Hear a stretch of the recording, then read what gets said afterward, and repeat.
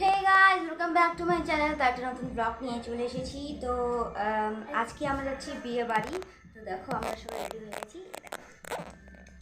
আমি আছি শুভ। সো আমরা গাইস সবাই রেডি হয়ে গেছি, মাও রেডি হয়ে গেছে, দিদিও রেডি হয়ে গেছে, বাবা একটু আগে চলে গেছে কারণ কি এটা নিজের বিয়ে বাড়ি। তো শেয়ার করবো, তো সঙ্গে দেখো পাশে থাকো, দেখতে থাকো। আর আমরা যাই, লেট হয়ে গেছি। কটা বাজে এখন ঘড়িটা অন করতে পারছি না, তো 9:46 বাজে। তো সবাই দেখো, পাশে থাকো, দেখতে থাকো। আর আমরা বিয়ে বাড়ি কী করি, অনেক ডান্স করবো কারণ কি ডান্স করবো, তো ডান্স করবো। সব তোমার সাথে দেখতে থাকো, পাশে থাকো, শুনে দেখো। বাই। হে গাইস, তো তোমরা দেখতে পাচ্ছ বিয়েটা আমাদের বাড়ির পাশেই। তো আমার ভাগ্নি হবে, তো আমাদের বাড়ির পাশেই। তো আমি দুপুরবেলা সকালবেলা আসিনি, আমার মা দিদি আসছিলো, তো আমি দেখাতে পারিনি কী হয়েছিল সারাদিনে। তো আমরা 9টার সময় গেছিলাম, 9টা বা 9:30 এমন হয়েছিল। আর 10 মিনিট পরে বরযাত্রী চলে আসছিলো। সো গাইস, আর আমি এইভাবে কথা বলছিলাম কারণ সবাই আমাকে দেখেছিলাম, আমি ভিডিও বানাচ্ছিলাম, তো আমি তার জন্য এইভাবে বলছি। সো গাইস, আমরা এখন যাচ্ছি। তো দূর থেকে দেখতে পেলাম বৌদি, পাশের বাড়ি বৌদি হবে। তো মা বৌদির সঙ্গে কথা বললে অনেকক্ষণ করে দাঁড়াচ্ছিলাম। তো তো একটু লেট হইলো যাইতে। তো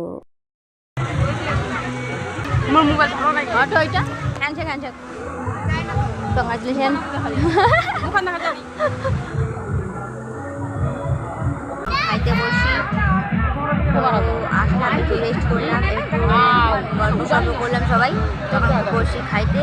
তো খাওয়াটা হয়ে যাক, তখন যাবো ডিজে, তখন যাবো ডান্স করতে। তখন আর আমার বৌদি আমাকে কীভাবে দেখে আজকে যাবে,